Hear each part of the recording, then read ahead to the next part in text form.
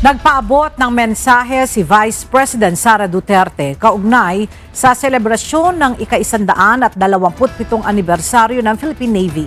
Sa isang video message, sinabi ni VP Sara na buong puso nating parangalan at pasalamatan ng hukbong dagat ng Pilipinas at kinilala ang kanilang serbisyo sa loob ng maraming dekada para ipagtanggol at protektahan ang ating karagatan.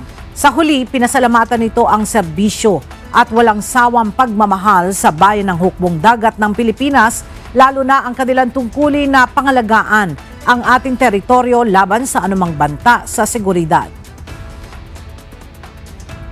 Sa araw na ito, buong puso nating parangalan at pasalamatan ang hukbong dagat ng Pilipinas.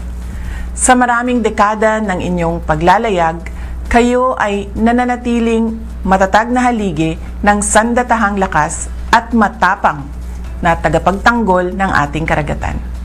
Maraming salamat sa inyong tapat na serbisyo at sa walang sawang pagmamahal sa bayan.